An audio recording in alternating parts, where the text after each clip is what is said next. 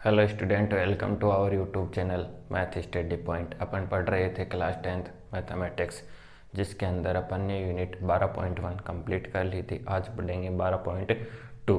तो 12.2 पढ़ने से पहले अपन उसके पहले बेसिक फॉर्मूलाज क्लियर करते हैं। यूनिट कितनी है? यूनिट नंबर 12.2, और इसके क्या पढ़ रहे हैं आज? बेसिक फॉर्मूलाज क्लियर करेंगे। तो देखो, सबसे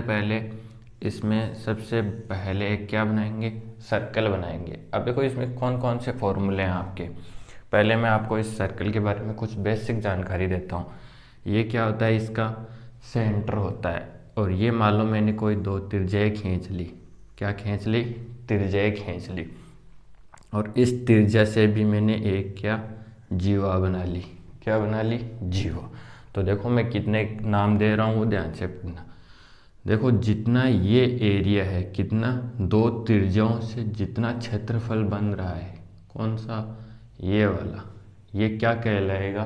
त्रिज्यखंड। जो देखो आपको ऐसी शेप दिखाई दे रही है ना इस ट्राइंगल के अंदर, ये अपना टोटल कहलाएगा। क्या कहलाने वाला है? त्रिज्यखंड। आप याद रखना इसको, क्या? त्रिज्यखंड। आगे बात समझ में कि इस सर्कल के अंदर जितना ये एरिया दिखाई दे रहा आपको टोटल, कौन सी शेप? ये वाली शेप। ये क्या कहलाएगी? त्रिज्यखंड। देखो, त्रिज्यखंड का मतलब क्या होता है? त्रिज्या का मतलब त्रिज्या, खंड का मतलब टुकड़ा। ठीक है, आकृति भूभाग जितना भी है, इसको मैंने आकृति दे दिया। तो त्रिज्या के द्वारा बनी आकृति, दोनों त्रिज्याओं के द्वारा बनी आकृति को क्या कहेंगे? त्रिज्यखंड। आगे बात समझो।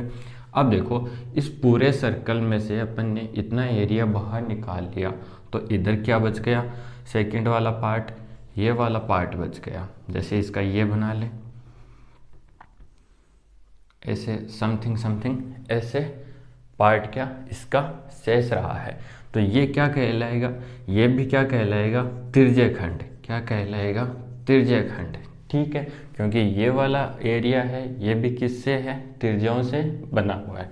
अब दो बात, अगर ये छोटा है तो ये कहलाएगा लघु त्रिज्यखंड।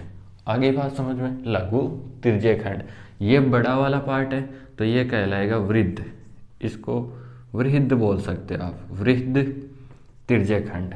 आगे बात समझ में, लघु त्रिज्यखंड। और ये आ गया दीर्घवृत्त, वृत्तखंड नहीं, त्रिज्यखंड। आगे बात समझ में। पूरा सर्कल था, दो त्रिज्याओं के द्वारा पहले अपन ने ये डिफाइन किया, तो इतनी आकृति अपन से बाहर निकाल के लाए। इसको क्या नाम दिया? लघु त्रिज्यखंड। आप त्रिज्यखंड बोल सकते हो, लेकिन अगर टोटल का देखें तो ये छोटा पार्ट है, तो इसको लघु त्रिज्यखंड, और इसको दे दिया अपन ने, बड़े वाले पार्ट को क्या नाम दे दिया अपन ने? वृहद त्रिज्यखंड। आगे बात समझ में, दो बातें क्लियर हो गई। क्या? लघु त्रिज्यखंड और क्या? वृहद त्रिज्यखंड। अब देखो, फॉर्मूला पढ़ेंगे। किसका फॉर्मूला? FORMULA। किसका? लघु त्रिज्यखंड का क्षेत्रफल। लघु त्रिज्यखंड, लघु त्रिज्यखंड का क्षेत्रफल। और आपको देखो, मैं त्रिज्यखंड बता रहा हूँ, छोटे वाला ये ले लो कोई बिंदु O, ये जीवा AB। आपको कौन सा एरिया फाइंड आउट करना है? ये टोटल। इसको ले लो, यहाँ पे मान लो जीवा पे कोई और बिंदु ले लिया अपन ने P। किसका एरिया फाइंड आउट करना है? OAPB का। और ये क्या है? लघु त्रिज्यखंड। आगे बात समझो, तो इसको क्लियर करेंगे। देखो, इसका फॉर्मूला क्या होता है? πr² थीटा बट्टे 360। कितना होता है? πr² थीटा बट्टे 360। अब देखो, ये कैसे आया? सबसे पहली बात, πr², ये जानते हो क्या होता है? पूरे सर्कल का क्षेत्रफल होता है। वृत्त का क्षेत्रफल कितना होता है? πr²। ठीक है, कितना होता है? πr²। अब देखो, इन दोनों त्रिज्याओं के मध्य क्या बनेगा? थीटा डिग्री बनेगा। कितना बनेगा? Theta degree. तो πr² थीटा, ये अपन ने ले लिया, πr² प्लस में थीटा। अब देखो, 360 से डिवाइड क्यों कर रहे हैं? ये अपना टोटल सर्कल है, ये इसका सेंटर है, तो ये चारों ओर कितना डिग्री एंगल बन रहा है? 360। आगे बात समझ है। लेकिन अपन को क्या लेना है? थीटा ही लेना है, तो अपन क्या लेंगे? थीटा बट्टे 360।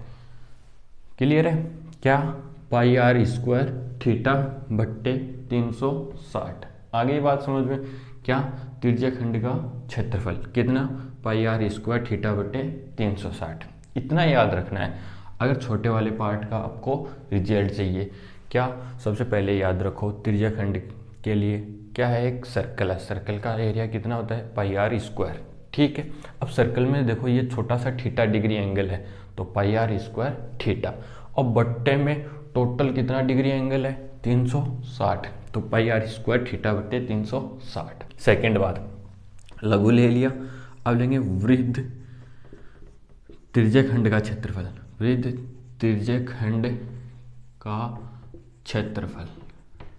ठीक है, दो तरह से आप फाइंड आउट कर सकते हो। कैसे, देखो अगर पूरे सर्कल के एरिया में से या तो आप इसका एरिया घटा लो, क्या टोटल कितना सर्कल, तो टोटल सर्कल क्या होता है, पाई आर स्क्वायर।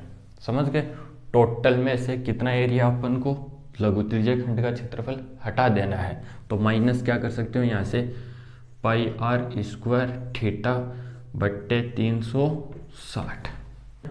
पूरे सर्कल में से अगर लघु त्रिज्यखंड का क्षेत्रफल घटा दिया जाए तो कौन से क्षेत्रफल का बचेगा, ओनली फॉर वृत्त त्रिज्यखंड का क्षेत्रफल। ये लघु था, ये वृत्त था।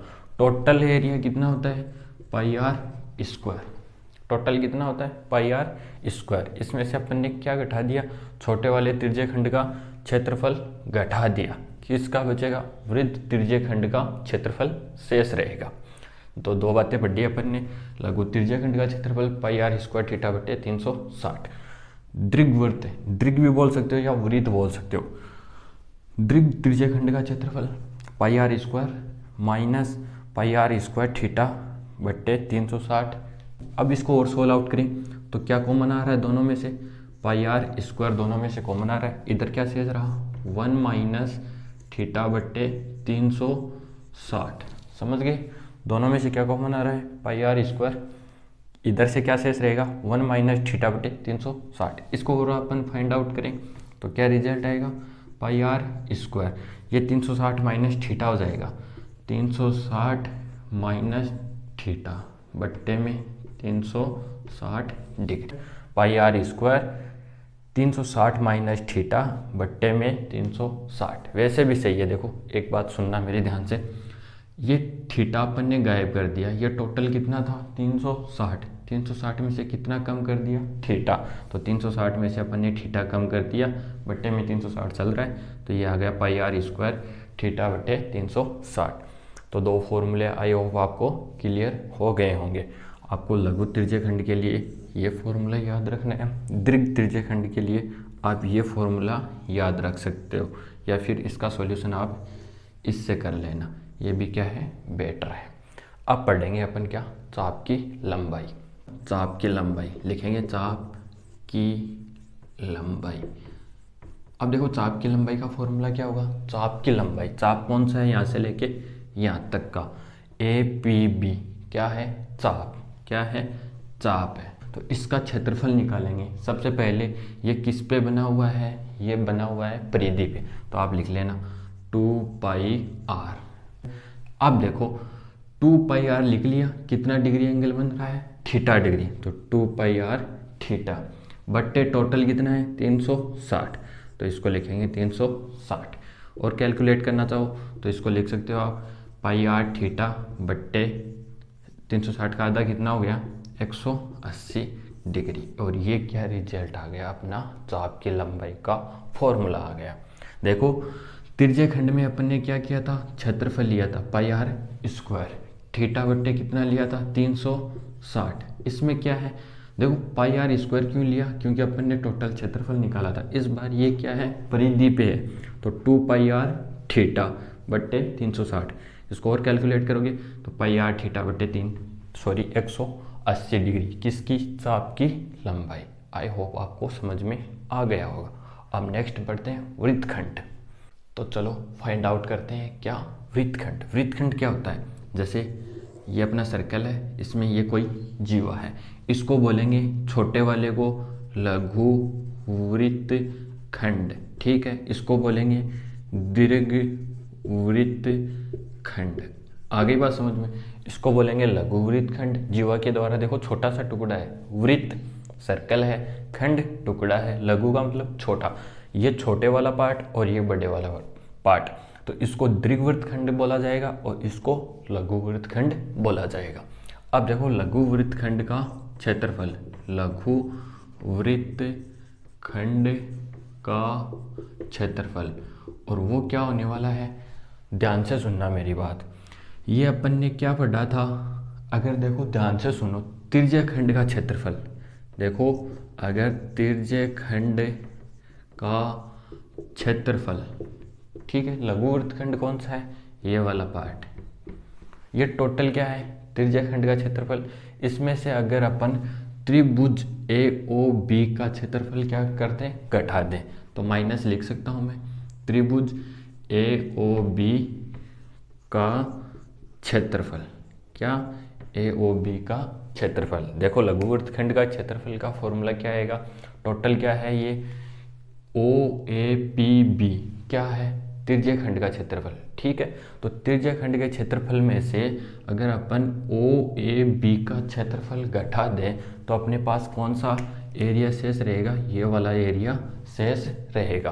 तो अपन ने क्या किया, तिर्यखंड का क्षेत्रफल माइनस क्या, AOB का क्षेत्रफल, यानी कि त्रिभुज का क्षेत्रफल।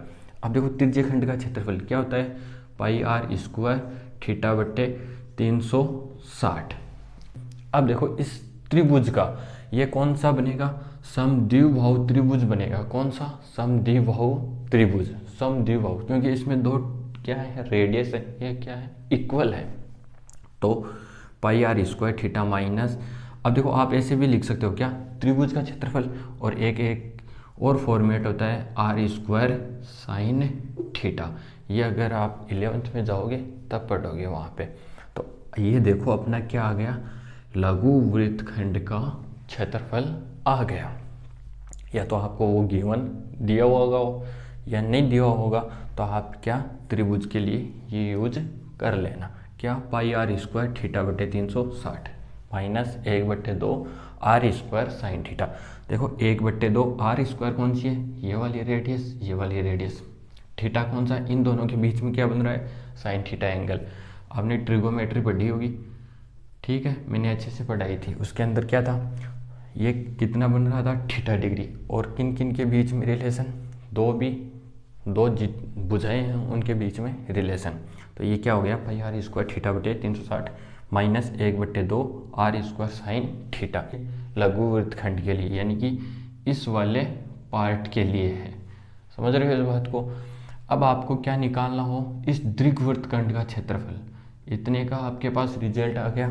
तो दीर्घ का निकालने के लिए क्या करोगे, दीर्घवृत्तखंड का क्षेत्रफल, तो क्या करोगे, पूरा क्या है, सर्कल है, क्या है, वृत्त, वृत्त के क्षेत्रफल में से आप ये लघु वृत्तखंड का क्षेत्रफल घटा दोगे तो क्या बचेगा, दीर्घवृत्तखंड का क्षेत्रफल। तो आप इसको लिख सकते हो क्या, इस तिर्यखंड का क्षेत्रफल माइनस AOB का क्षेत्रफल। तो आपको ओनली फॉर इतना ही चाहिए। तो दीर्घवृत्तखंड का क्षेत्रफल निकालने के लिए आप क्या करोगे, वृत्त का क्षेत्रफल, वृत्त का क्षेत्रफल माइनस क्या करने वाले हो, लघु वृत्तखंड का क्षेत्रफल, लघु वृत्तखंड का क्षेत्रफल। अब देखो लघु वृत्तखंड के लिए आपको इतना फॉर्मेट और लिखना पड़ेगा, बट आई होप शायद आप, मेरे हिसाब से आपके क्वेश्चन में इतना दिया हुआ नहीं होगा, या तो डायरेक्ट दिया हुआ होगा कि क्या लघु वृत्तखंड का क्षेत्रफल इतना है, तो आप दीर्घवृत्तखंड का क्षेत्रफल फाइंड आउट करो, या फिर इसमें से चाप की लंबाई दे रखी होगी उससे निकाल देंगे अपन, है ना। तो अपन ने क्या पढ़ा आज, 3-4 फॉर्मूले पढ़े, क्या, तिर्यखंड का क्षेत्रफल, लघु तिर्यखंड का क्षेत्रफल, दीर्घ तिर्यखंड का क्षेत्रफल, फिर अपन ने चाप की लंबाई पढ़ी, फिर अपन ने वृत्तखंड पढ़ा, वृत्तखंड में क्या, लघु वृत्तखंड और दीर्घ वृत्तखंड। तो आज की क्लास में अपन ने फॉर्मूले पढ़े, बहुत ही शानदार क्लास रही। अगली क्लास में अपन क्या करेंगे, इसके क्वेश्चंस करेंगे, किसके, यूनिट नंबर 12.2। तब तक आप ये 5 फॉर्मूले अच्छे से याद कर लो, ताकि क्या हो जाए, अपनी प्रश्नावली ईजी हो जाए। थैंक्स।